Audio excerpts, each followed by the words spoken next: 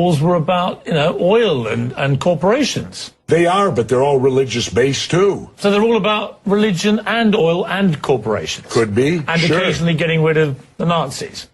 Yeah. So my point is, the Nazis can be over many things. The Nazis was religious too. Look what they did to the Jews.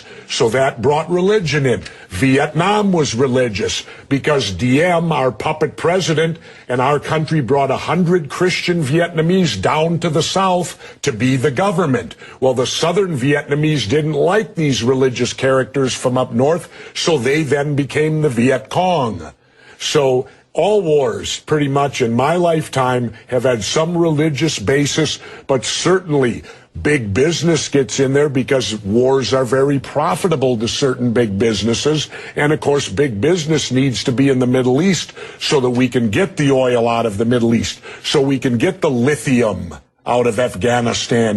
They discovered a vein of lithium there they say is worth $1 trillion. Well, what is lithium used for? Every cell phone, computer, and soon to be electric cars. Let's talk about why we're really there. We're not there. How does any of these wars affect our freedom in any way? The United States is not in any threat. They're not going to do a Normandy invasion on us, Al-Qaeda in Virginia. No, but hang on, you're being slightly naive, aren't you? Because I'm not being naive, sir. I think you are being naive. No. Because I think that it's clear one of the main reasons that America went into Afghanistan was to try and get Al-Qaeda dismantled, the organization which committed the 9/11 atrocity. Really? Well, you don't think so? Well, how come Al-Qaeda put the heroin business out?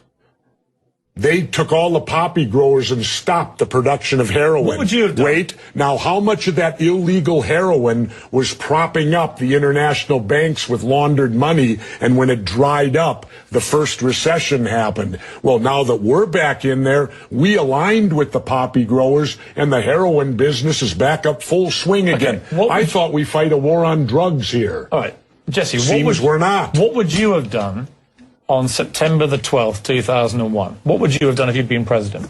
What would I have done? Yeah. I would have done a legitimate investigation to find out what exactly happened on 9/11. How did they know who did this so quickly like they did Lee Harvey Oswald? How quick they knew Lee Harvey Oswald killed Kennedy. Because the people who did it were identified and we knew who they were. Well, then why couldn't we have stopped them beforehand if they were identified and we knew who they were? It was a failure of intelligence. Everyone's accepted No, it that. wasn't. We knew before with Condoleezza Rice's memo on August 6th when it stated right in the memo, bin Laden to steal planes and run them into buildings. And more stuff is coming out now also, how much the Bush administration ignored the intelligence. It was almost like they ignored it because they wanted it to happen. Oh, come off it, Jesse. No, not oh, come off it. Wait a minute. No. Every war fought starts with a false flag operation. You can't, in all seriousness, sit there and try and make out anybody. Okay, let me ask you this, Piers. Wait a minute. Let me ask you something. How much studying have you actually done of 9/11 other than what the government's told you and what mainstream media has told you? I've been studying it 4 years. I was editor of a national newspaper. I've talked to people. Wait a minute. Depth every day for 5-6 months. Really? So I know a lot about it. Well, then how come? Let me ask you this. You cannot say that any member of the Bush administration knew it was going to happen or wanted it to happen. It's a ridiculous thing to say. Ridiculous. Okay, let's talk about your BBC. I have a tape of a BBC reporter broadcasting directly back to England talking about a third building has collapsed. World Trade Center Building 7 talks for 7 minutes.